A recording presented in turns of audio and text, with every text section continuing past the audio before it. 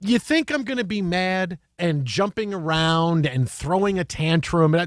No, because what can I say, right? What have I said from the beginning of this series? Giving away game one, the Knicks are still mentally trying to come back from giving away game one, and the Pacers are still dining out on the confidence of their comeback in game one.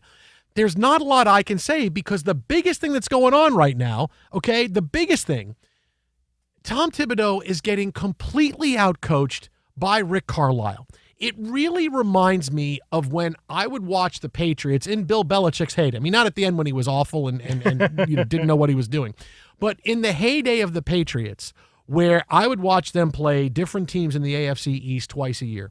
And the first time and not just the Jets, but when they play the Dolphins or the Bills, and they would have one game plan that would work, right? It was, oh, hey, this was Stephen Ridley. What a huge game, 20 carries, 105 yards. Brady didn't really need to throw the ball a lot. They were able to keep the Bills' offense off the field. Okay, so the second game, the Bills, how do we adjust? What did they do to us last time? We're ready for this. And then it's a completely different game plan from Belichick where we're going to throw the football and suddenly it's a big day for Wes Welker, right? 14 catches for Welker. He had 3 catches in the first game.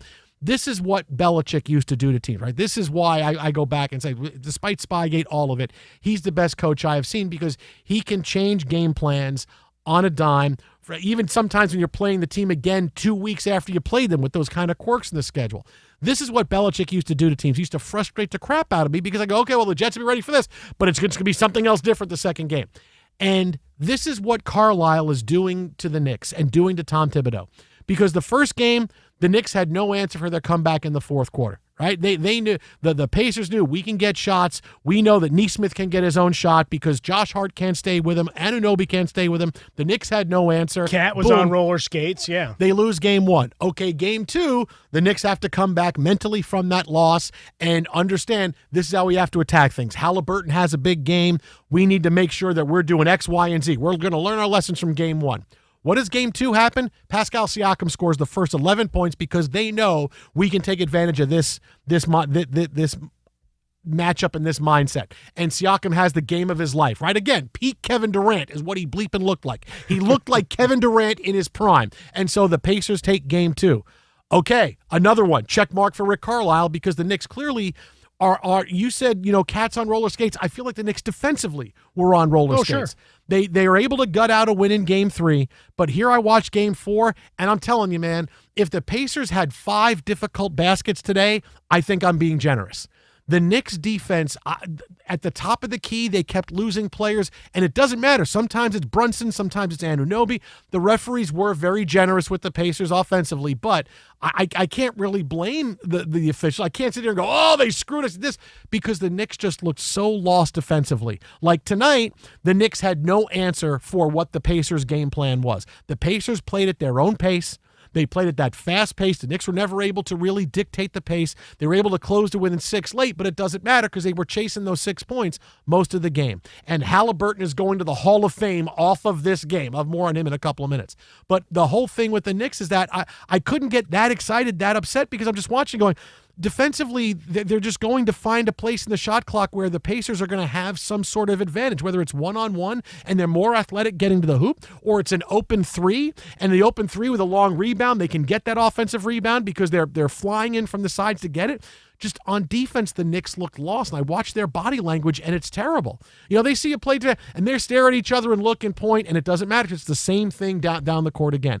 There was no adjustments overall in this game. There was no changes that Tom Thibodeau made where, hey, we're going to do this and this.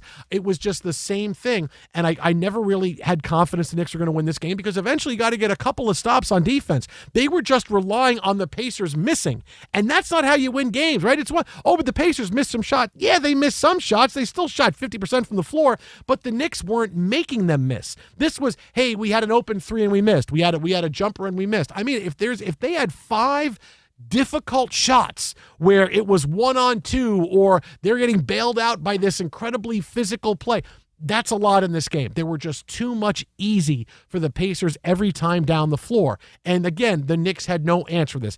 Advantage Rick Carlisle huge. You could talk about game one and the comeback for the ages and Halliburton up 100% in the choke. But why is this 3-1 right now? Because the Pacers have better game plans. They're executing more.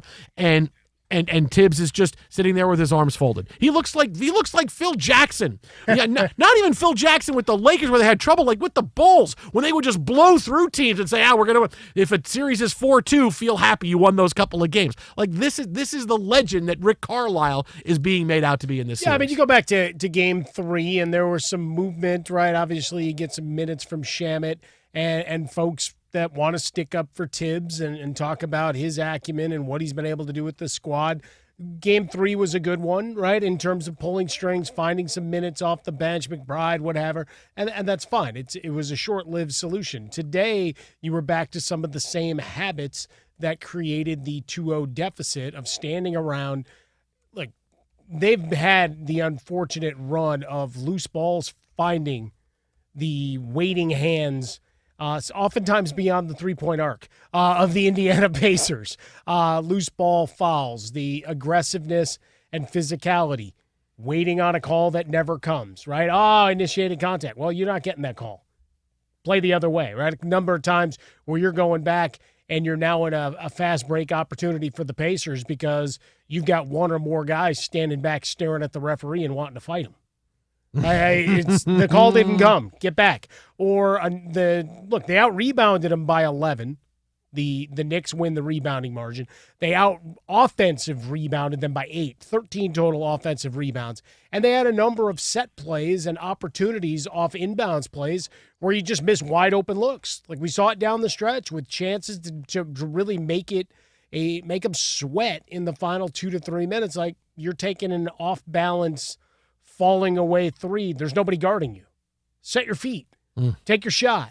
And then the fights for rebounds. We saw the tussling. I know you're still I might get you a T-shirt that has the Miles Turner, Karl Anthony Towns hands holding near the top of the key before he shugged him off. No, get off me. It's like your kid's like, no, come on, we got to go. No, get your hand. Like I'm a big boy now. Leave me alone. Leave me alone. I don't need you, old man. So you had all of that, and you're in Indiana, which means you're going to get a little bit of the emotion of the crowd that's going to come into play. And obviously Halliburton wanted to show out for his old man who had his banishment rescinded. And his first quarter is really one of the things for the ages, right? We've seen it a couple of times in these playoffs. It was like, that guy's got a whole game's worth of stats by the end of the first. Well, look, and that's the big – you want to say this is overrated a little bit, but it's not. And the Pacers – go ahead and break your arm patting yourself on the back, picking the game to put Halliburton's dad back in so he could come see it, right? Move. What did I say after game 3? It's a panic move. They want to try to get – because, look, blowing that 20-point lead, we don't know where we are. Are we fragile now? So we don't want the Knicks to have an advantage. They could have put Halliburton's dad back in the game for game 3, but no, let's save it. They needed it for game 4. I don't think there's any coincidence that Halliburton's dad comes back to watch the games and Halliburton has the greatest game of his career. A stat line in the NBA playoffs we have never seen in NBA history. 32, 15 assists, 12 rebounds, 0 turnovers. 0. We have never seen that in any game ever in NBA and basketball history. Like going all the way back to like the mid-90s when they first started keeping track of stuff like this. Well, no one's blown a lead like that since game 1. Like I don't think there's any coincidence there. And you say, how big a deal is that? No, obviously it's a big deal. They brought him back for a reason. They brought him back for this game. My dad is back at the game, and the Pacers just find a way to get juiced up to play the Knicks, man. Well, I mean, you're trying to find an I don't know edge. what to tell you. Right, but as we talked about it, you could talk about panic, desperation, savvy, decide where you're at in that continuum, but you're trying to find an edge, and that certainly gave a lift. How many shots into the booth did you have of him tonight? Every other time. I stopped counting. It's like watching Taylor Swift at a football game. There's Pops. Yeah.